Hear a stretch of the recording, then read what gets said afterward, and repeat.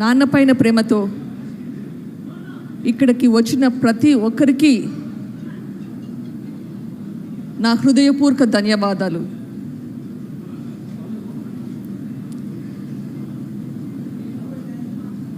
ప్రజల మనిషి మన వివేకం సార్.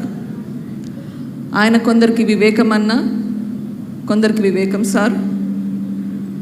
ఇంట్లో వాళ్లకు, ఆత్మీయులకు వివేకంలో ఎవరు ఏ పని మీద వచ్చినా ఆయన దగ్గరికి వస్తే కుల మత భేదాలు లేకుండా అందరినీ ఆదుకునేవాడు. ఏ సమయంలో వచ్చినా,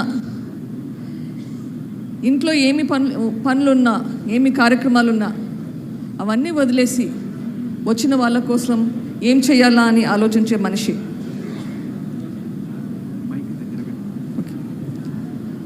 నాకు సంబంధించిన వరకు he was a different man.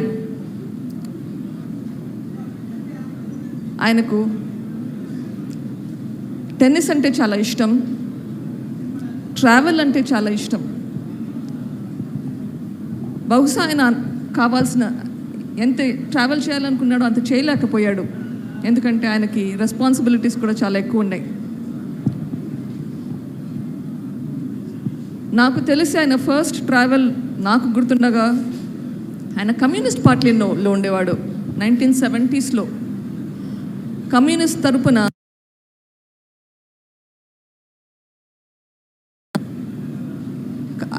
Communist party నుంచి తర్వాత రెడ్డి కాంగ్రెస్, తర్వాత కాంగ్రెస్.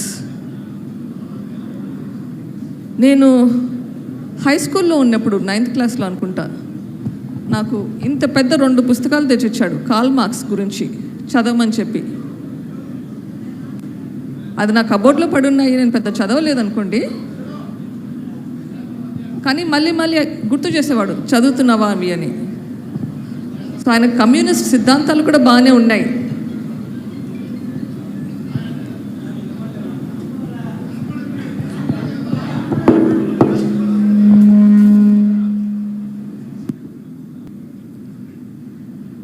కుటుంబం అంటే ఆయనకి భార్య కూతురే కాకుండా ఆయనకి ఉమ్మడి కుటుంబం అనేది చాలా ముఖ్యం.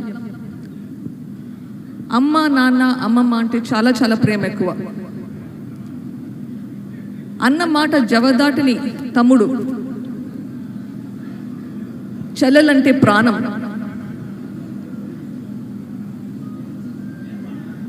ఎవరి చెల్లెల మీద ఏ ఈగ కూడా రాలకుండా చూసుకునేదానికి ప్రయత్నించేవాడు.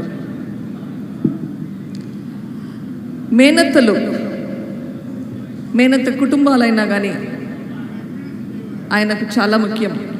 వాళ్ళకి ఏ అవసరాలు వచ్చినా కానీ ఆయన పక్క నుండి చూసుకునేవాడు. వీటి అన్నింటికీ మించి ఆయనకి కడప, పులివెందుల ప్రజలు, పర్టికులర్గా పులివెందుల ప్రజలు ఎప్పుడూ చూసినా వీటి గురించి ఆలోచించేవాడు. అగ్రికల్చర్ మీద ఆయనకు చాలా అవగాహన ఉండేది. బహుశా 1989-90 ఆ ప్రాంతంలో ఒక 1 నెల రోజులు ఆయన మనీలా వెళ్ళినాడు, ఫిలిప్పీన్స్లో.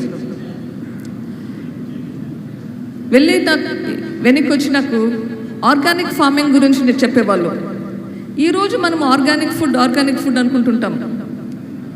ఆయన దీని గురించి 1989-90లోనే నాకు చెప్పేవాడు. అప్పట్లో వేప చెట్లు పెంచాలి, వేప చెట్లతోటి మనము హెర్బిసైడ్స్ చేసుకోవాలి, పురుగులు రాకుండా చూసుకోవాలి, మందులు వాడేది తగ్గించాలి అని అప్పటి నుంచి చెప్పేవాడు.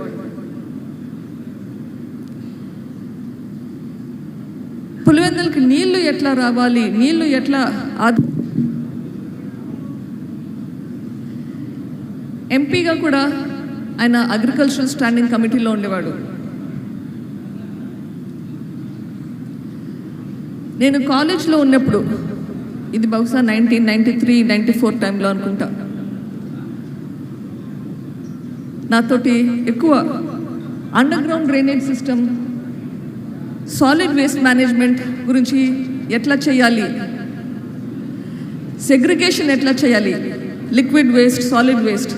ఇప్పుడు మనం చూస్తున్నాము బ్లూ బిన్స్లో ఒకటి వేయాలి, గ్రీన్ బిన్స్లో ఒకటి వేయాలని. ఈ ఆలోచనలు వెనక ఎప్పుడో ఉండేటివి. అట్లీస్ట్ 93 టైంలో నాకు చెప్పేవాడు దీని గురించి ఎట్లా ఇంప్లిమెంట్ చేయాలి, ఎట్లా పులివెందులకి ఇది తీసుకొని రావాలి అని చెప్పి. ఈ ఆలోచనలో అంతటితోటి మనకి పులివెందుల డెవలప్మెంట్ కూడా చేసేవాడు. ఈ పులివెందుల ప్రజలకి, కడప ప్రజలకి ఉద్యోగాల కోసం వస్తూ ఉంటారు అని ఎప్పుడూ తపన పడేవాడు. ఎట్లా వీళ్ళ మనుషుల్ని, ప్రజల్ని స్కిల్ డెవలప్మెంట్ ఎట్లా చేయాలి అని ఆలోచించేవాడు. ఇలా ఎన్నెన్నో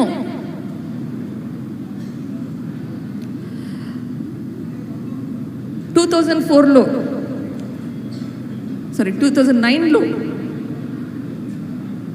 జగనన్న రాజకీయాల్లో రావాలని చెప్పేసి ఆయన ఆల్మోస్ట్ రిటైర్ అవ్వడానికి రెడీగా ఉన్నాడు. ఆయన ఎప్పుడూ పులివెందుల గురించి ఆలోచించేవాడు. పులివెందుల్లో ఎట్లా ఫ్యాక్షనిజం ఉండకూడదు, ఎట్లా వయలెన్స్ ఉండకూడదు అని.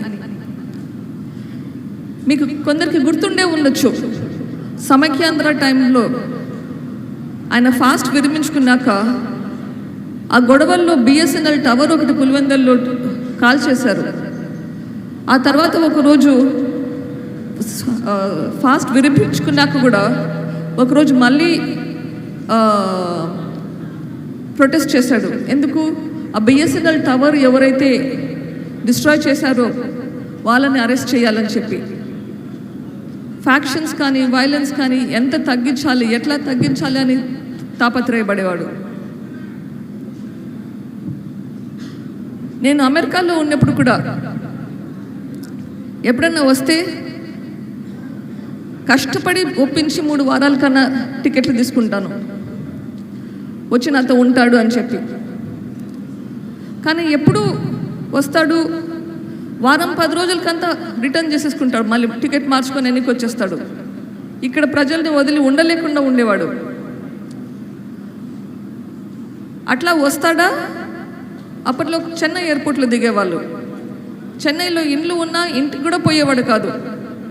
నేరుగా రాత్రికి రాత్రి ప్రయాణమయ్యి ఊరికి వచ్చేవాడు పులివెందులకి.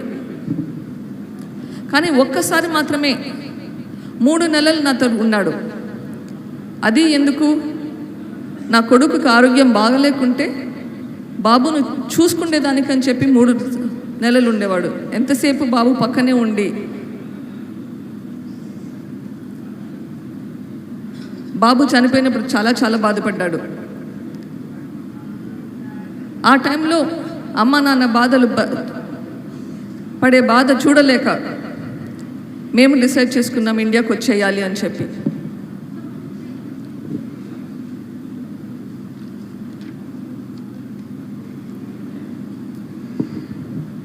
డబ్బు కన్నా, వ్యక్తిగత వైరాల కన్నా ప్రజల శాంతి ప్రయోజనాలే ముఖ్యమని నమ్మిన వివేకం సార్ తన రాజకీయ జీవితం అంతా తన అన్న రాజశేఖర రెడ్డితో కలిసి పనిచేశాడు.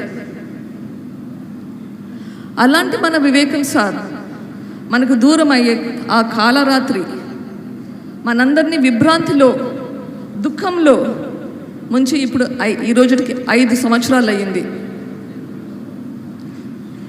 ఇంత మంచి మనిషికి అంత కీడు ఎలా జరిగింది